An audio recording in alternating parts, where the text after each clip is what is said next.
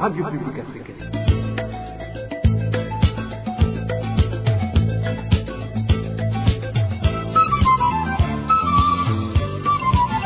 Radio Publique Africaine.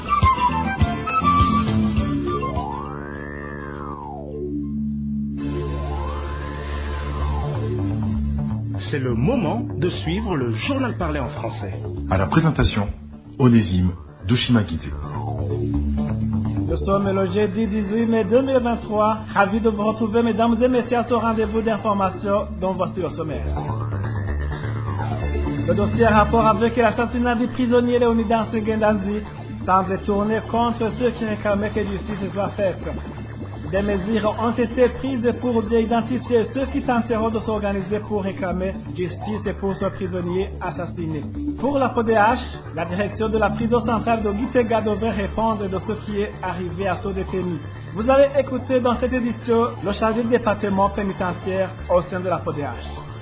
Au sommaire également, toutes les pharmacies opérant sur le territoire national ont un mois à partir du 28 avril dernier pour être en ordre avec le ministère de tutelle. Sinon, elles se verront interdites d'exercer. Vous aurez les détails dans cette édition. Dans cette édition, nous parlons également de la pénurie généralisée d'eau potable dans différents quartiers à mairie de Bujumbura. Voilà pour le sommaire. Je vous le disais en titre, le dossier en rapport avec l'assassinat du prisonnier Léonidas Ngendanzi semble tourner contre ceux qui réclamaient que justice soit faite. En plus du transfert d'une quarantaine de prisonniers depuis ce mercredi, nos sources au sein de la prison centrale de Gitega indiquent que des caméras de surveillance ont été fixées au-dessus des portes d'entrée dans les chambres des prisonniers, une situation qui fait peur aux locataires de cette maison carcérale. Le point avec Emmanuel Nyungeko. Sur un total de 22 prisonniers qui ont été sortis de la prison centrale de Gitega ce mercredi, les informations en possession de la RPA indiquent que 11 ont été transférés à la prison de Ruyigi où ils sont arrivés hier soir. Le lieu de transfert des 11 restants n'est pas encore connu. Le point commun pour tous ces prisonniers, c'est d'avoir réclamé que les auteurs de l'assassinat de leurs camarades en la personne de Léonidas Ngendanzi soient punis conformément à la loi. Ces derniers sont un certain Jafet, Jonas, Kinani et Bimenyi. Selon toujours nos sources d'information, ces 4 individus accusés d'avoir participé dans le crime commis à l'endroit du nommé Léonidas Ngendanzi seraient détenus actuellement dans les cachots du commissariat de la police en province de Gitega. Des sources au sein de la prison de Gitega font savoir qu'il y a une vingtaine d'autres prisonniers qui ont été embarqués ce jeudi vers une destination jusque-là inconnue, ce qui fait en tout 42 détenus transférés dans 2 jours seulement. Nombreux de ceux qui sont en train d'être transférés sont des prisonniers politiques et ceux qui ont participé aux manifestations contre le 3e mandat de feu le président Pierre Nkurunziza en 2015. Dans l'entretemps, des caméras de surveillance ont été érigées depuis ce mercredi à l'entrée de cette prison et sur les portes d'entrée des chambres de détenus. Une situation qui fait peur aux locataires de cette maison carcérale. À ce propos, la rédaction de la RPA a tenté encore une fois de joindre le directeur général des affaires pénitentiaires ainsi que Félicité Nichemezwe, procureur général de la cour d'appel de Gitega, mais tous les deux n'ont pas décroché leur téléphone portable. C'est triste qu'un détenu se fasse tuer par ses co-détenus qui sont chargés de la sécurité au sein de la prison. Réaction de la PODH, Association de défense des droits humains et des prisonniers, à ce cas de la prison centrale de Gitega. Maître Évariste Nkunzimana demande que les représentants des prisonniers soient élus par les pairs. Pour la PODH, la direction de cette prison centrale de Gitega, qui est responsable des prisonniers, devrait répondre de tout ce qui est arrivé. Suivez Maître Évariste Nkunzimana, il est chargé du département pénitentiaire au sein de la PODH. C'est très regrettable dans la mesure où Ngendanzi Léonidas était tué par les autres prisonniers à qui les autorités pénitentiaires ont accordé des responsabilités qui incombent normalement à l'administration pénitentiaire. Deuxièmement, les prisonniers qui appartiennent au groupe de sécurité sont souvent recrutés parmi les prisonniers de faible moralité. Certains d'entre eux étaient avant parmi les membres du service national de l'enseignement, parmi les Imbonerakure qui ont commis des crimes. Donc, ce sont des criminels qui continuent leurs actes dans la prison. Nous demandons aux autorités pénitentiaires d'abord de laisser les prisonniers eux-mêmes choisir les responsables, en soulignant même que ces groupes de sécurité, ces responsables, en les accordant des responsabilités qui sont limitées. Par exemple, les responsables devraient assurer les services de médiation, de surveiller des choses qui ne marchent pas bien, afin de les dénoncer et de transmettre des informations aux autorités pénitentiaires et non pas le pouvoir de punition. Nous demandons aussi que les responsables de la mort d'Ongendazi, Leonidas, soient sévèrement punis. Nous mettons en garde les autorités pénitentiaires de la prison, notamment la prison de Gitega, à l'occurrence la directrice de la prison Nishimwe Josiane, et les autorités pénitentiaires en général, que ces actes sont à leur responsabilité. Toujours au chapitre justice, c'était prévisible que Gérard Ndayisenga, qui fit patron des services de renseignement dans différentes provinces, ne pouvait pas être jugé par la justice car il exécutait les ordres du régime CNDD-FDD. Réaction du parti MSD pour Epitas Nshimirimana, porte-parole du MSD. Si la justice agissait, Gérard Ndayisenga serait jugé avec plusieurs autres autorités du régime CNDD-FDD. twebwe mu mugambo MSD nta kintu na kimwe tubona gitangaje kubona Ndayisenga Gerard umwicanyi kansisa yirirwa aritemberera mu gisagara agaheza akitahira ahantu yateguriwe ataco yinona kubera ko ivyo yakoze. Le MSD n'est pas surpris que Gérard Ndayisenga n'est pas poursuivi, qu'il circule tranquille et rentre dans la place lui réservée. Tous les crimes qu'il a commis, il exécutait le plan du régime CNDD-FDD, le plan d'assassiner, torturer, de persécuter les Burundais. C'est un plan de différentes autorités de ce régime. Donc Gérard Ndayisenga ne pouvait pas être jugé car les commanditaires de ces crimes se trouvaient être les autorités qui devaient garantir cette justice au Burundi. Si Gérard Ndayisenga était jugé, il ne le serait pas seul. Plusieurs autorités le seraient aussi. Et quant à ces crimes, ils les commettent depuis longtemps. Ils ne commencent pas sous le régime d'Aishimiye. Même au temps de Feu Nkurunziza, il a commis plusieurs crimes. N'ubwicanyi canke amabi yakoreye abarundi ni menshi cyane kandi ivyo mwanashaka ntabitanguye ubu ntabitanguye kuri iri ntwaro ya Evariste Ndayishimiye. Gérard Ndayisenga yatanguye kwica abantu kuva kera no ku ntwaro y'umuhisi Petero Nkurunziza. Epitas Nshimirimana rappelle que des crimes et autres violations des droits de l'homme ont été commis par Gérard Ndayisenga. Pour le MSD, l'impunité a atteint un niveau alarmant au Burundi. Aha twokwibutsa ko Gérard Ndayisenga dufite amadosiye atari make y'abanywanyi b'umugambo MSD yagandaguye abandi akababoreza igufa. Aha nibutsa ko igihe cegera c'umukomiseri w'igipolisi w'intara ya Gitega Nugweze Michel batazira Gwembe yagandagura Leandre Bukuru. Gérard Ndayisenga a assassiné, torturé plusieurs membres du MSD. Ici, je rappellerai l'assassinat de notre militant Leandre Bukuru qui a été décapité. C'est Gérard Ndayisenga et le vice-commissaire de police à Gitega Michel Nugweze alias Gwembe qui l'ont tué. Habyarimana Juvenal, responsable des jeunes du MSD en commune Gitega, a été lui aussi assassiné par Gérard Gwembe. Ce ne sont pas ces deux-là seulement. Vous vous souviendrez de plusieurs crimes commis à l'endroit des militants du MSD, du CNL, à Muyinga, à Mwaro.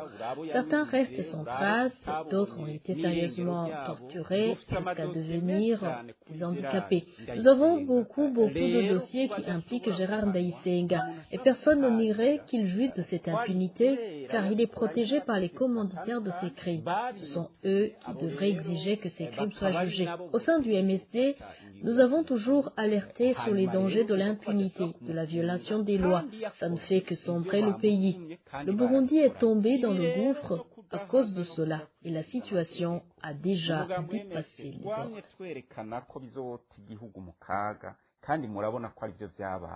Igihugu kirinze kigera aho kigeze kubera ingaruka zo kudahana no kudakwirikiza amategeko kandi aho bigeze biraboneka neza ko amazi yamaze kurenga inkombe.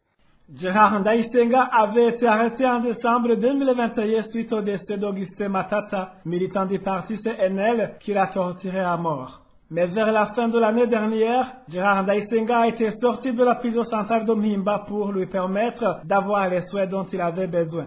Depuis, il n'est plus retourné à la prison, ni n'a comparu devant la justice. Il est logé à l'hôpital populaire de Kamenge, appartenant à Fait général Adolphe Nshimirimana. Il circule à volonté sans garde et rentre dans cet hôpital Après un instant, nous ouvrons la page consacrée aux nouvelles en rapport avec la santé. RPA. Je le disais en titre, toutes les pharmacies opérant sur le territoire national ont un mois pour être en ordre avec le ministère de tutelle, sinon ils se verront interdits d'exercer.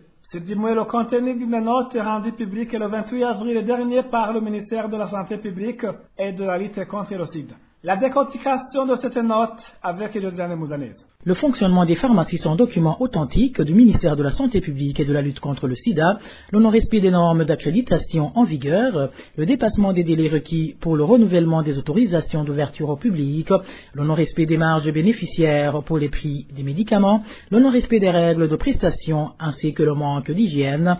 Telles sont les irrégularités constatées par le ministère de la Santé lors d'une inspection effectuée dans certaines pharmacies de la mairie de Bujumbura en date du 28 avril 2023, dans cette note sortie le même jour. Un constat qui a poussé le dit ministère à prendre certaines mesures draconiennes allant jusqu'au retrait définitif de l'autorisation d'ouverture au public, des sanctions qui s'appliqueront à l'encontre de toute pharmacie de gros qui continuera à prester sans autorisation d'ouverture au public certifiée par le ministère de la Santé et ce à partir du 1er juin 2023, ainsi que toute pharmacie qui sera attrapée en train de vendre des médicaments sans facture en original. Notez que le même traitement sera réservé à toute pharmacie qui vend des médicaments périmés. Toujours en page santé, le ministre de la Santé publique et de la lutte contre le sida reconnaît qu'il y a épidémie de choléra dans la mairie de Bujumbura et ses environs. Dr Sylvine Zeimana indique qu'il revient à tout à chacun de se prévenir. Suivez plutôt Sylvine Zeimana, la ministre de la Santé publique et de la lutte contre le sida.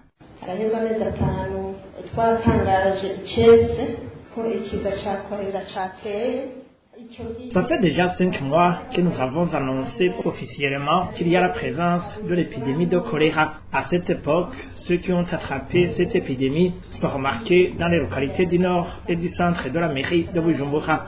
Mais actuellement, cette épidémie s'est répandue. On observe des malades de choléra dans toute la ville de Bujumbura et même dans la province voisine de Bujumbura. Et en plus, vous le savez bien, monsieur l'administrateur, que le choléra est une maladie qui est due au manque d'hygiène, donc une maladie des mains sales. C'est pour cette raison que pour lutter contre cette épidémie, nous devons nous tous conjuguer les efforts des administratifs, les responsables de la santé ainsi que la population et de se pencher à l'hygiène.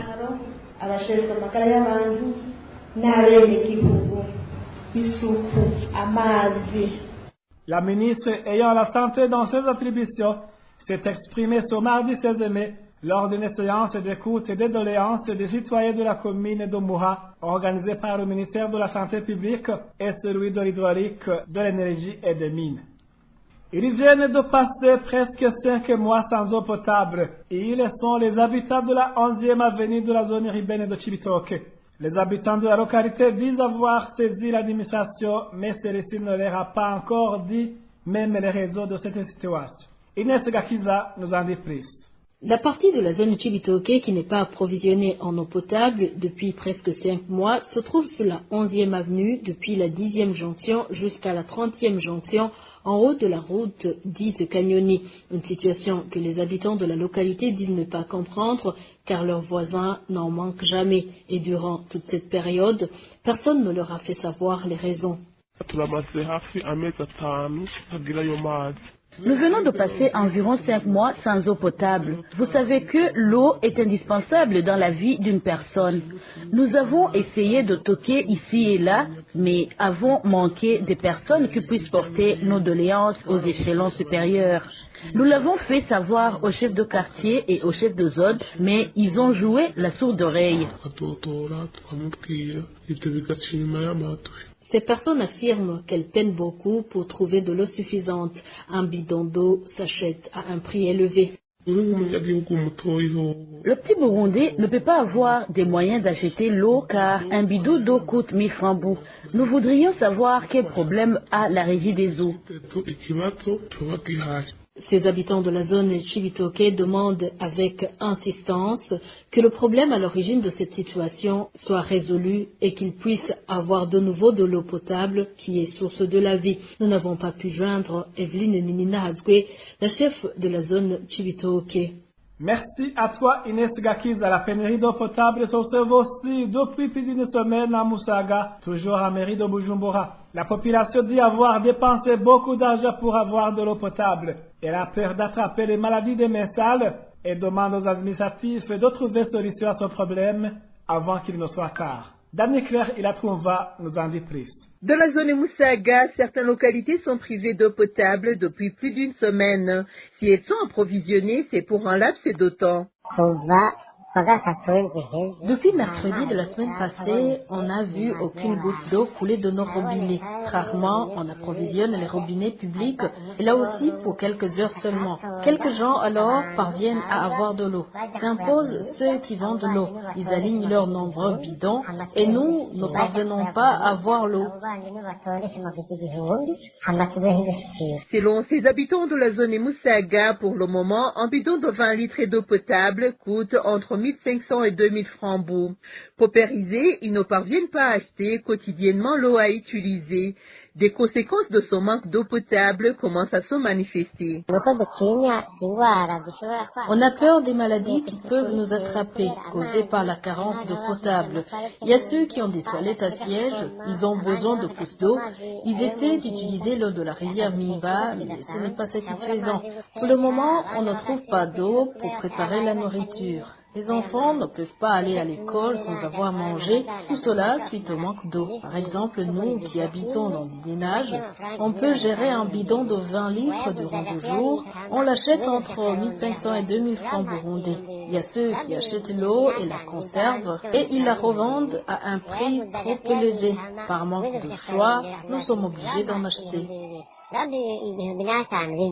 Au moment où l'on parle encore du choléra en mairie de Bujumbura, maladie des mensales, ces habitants de la zone urbaine de Musaga ont peur de l'attraper. Ils demandent à la régie des eaux de les approvisionner en eau potable. Merci à toi aussi, Dami Claire. Il a trouvé la zone urbaine de Kanyosha manque aussi d'eau potable. Les habitants de la zone demandent à leur tour à la régie des eaux de régler le problème qui fait que la localité ne soit pas approvisionnée. Acheter de l'eau potable à utiliser nécessite beaucoup d'argent, alors que certains ne sont pas en mesure de le faire. Suivez l'un des habitants de la zone Kanyosha. Cette pénurie d'eau potable en mairie de Bujumbura nous cause beaucoup de problèmes, que ce soit côté santé ou finances. Une ville qui n'a pas d'eau est une ville sans vie. Elle peut s'arrêter à tout moment. Ça nécessite beaucoup de moyens que nous n'avons pas, car nous sommes dans une extrême pauvreté. Prenons par exemple une famille nombreuse. Elle va utiliser pas mal d'argent pour acheter l'eau, pour la cuisson, la lessive, pour faire la propreté. Plus grave pour une famille qui a des toilettes à siège. Et le bidon s'achète à 500 francs burundais. Il arrive qu'on utilise plus de 10 bidons par jour. Vous comprenez ce que ça coûte par mois. C'est plus qu'un salaire d'un fonctionnaire. C'est très compliqué pour nous. Nous demandons qu'on nous donne de l'eau comme avant. La pénurie d'eau potable dans différents quartiers de cette zone Kanyosha dure déjà une semaine. Les moyens nantis font recours aux eaux de rivière. La RPA a contacté le directeur général de la régie des eaux, ingénieur Albert Manigomba, mais ce dernier a refusé de nous répondre sur téléphone. Après une petite transition, nous parlons éducation. RPA. La classe est un endroit sacré qui devrait être réservé à l'enseignement. Réagissant au comportement du directeur du lycée communal Rongero de la province de Rutana, qui a sorti les élèves de leur classe pour la céder à des organisateurs d'un atelier de formation, et la ligne Bizi rappelle qu'aucune activité ne devait être priorisée à la place des cours. Nous sommes informés qu'au lycée communal Rongero, en commune Rutana, province de Rutana, les salles de classe ont été occupées par un atelier de formation d'une ONG appelée Accor, et que le directeur de l'école a autorisé ça, et que le directeur communal de l'enseignement a laissé faire, et l'administrateur communal et même le commanditaire participent aux activités, comme si l'école, la classe, l'éducation avait laissé la place à d'autres activités dans notre intérêt, qui ne sont pas de l'intérêt de la classe, qui ne sont pas de l'intérêt de l'élève. C'est déplorable que désormais l'école doit reculer, l'école doit être envahie par d'autres activités. Ça, c'est un manque de respect de l'école, mais aussi c'est une violation de la laïcité de l'école, c'est une violation aussi de l'intégrité de l'école. Et c'est pourquoi je voudrais lancer un appel au directeur de l'école, qui doit être le garant du respect des frontières de l'école, de l'intégrité de l'école, de respecter les classes, de respecter les enseignants. Parce que en préservant les classes, des activités qui ne sont pas du domaine de l'éducation, aux heures de classe, c'est manquer de respect aux professeurs, c'est manquer de respect aux élèves. Perturber les cours en déplaçant les élèves vers la salle des professeurs, qui n'est pas une salle adaptée à l'enseignement, en déplaçant les professeurs vers les bibliothèques, qui ne sont pas des salles adaptées. Là, c'est manquer de respect à tout ce personnel-là, et ça devait être puni. Et je crois que si le directeur de l'école a eu peur de répondre aux médias, c'est qu'il s'accusait de quelque chose. Au lieu alors de mentir qu'il n'y a pas de réunion à l'école, autant alors éviter de céder les salles de classe à des activités qui ne sont pas prévues pour ce temps-là. Et la ligne Visi interpelle l'extérieur hiérarchique de ce directeur d'établissement au niveau communal et au niveau national, qu'il soit puni pour avoir violé la décision du ministre qui interdit la tenue de toute autre activité en milieu scolaire. Les responsables de l'éducation devraient revaloriser l'éducation. Encore une fois, et la ligne Visi. Il faut que le directeur communal soit aussi aux aguets pour s'assurer que les directeurs des écoles n'utilisent pas les salles de classe à d'autres intérêts. Et si le directeur communal est incapable, le directeur provincial est là pour le rappeler à l'ordre. L'administrateur communal, qui est même le dirigeant du conseil communal de l'enseignement, il devrait garantir la protection des intérêts de l'école, la protection des intérêts des élèves. C'est pas normal que l'administrateur de la commune de Tana participe activement à des activités qui viennent de chasser les élèves des classes. Là où j'interpelle le ministre de l'Éducation, si les autorités au niveau de la province, au niveau de la commune et au niveau de l'école sont incapables de protéger l'intégrité de l'école, que le ministre de l'Éducation demande des comptes à cette administration-là défaillante et qu'il leur donne des sanctions qui sont adaptées. C'est pas normal, mais aussi j'exprime mon regret parce que finalement notre administration ne sait plus pourquoi ils sont nommés à cette place-là.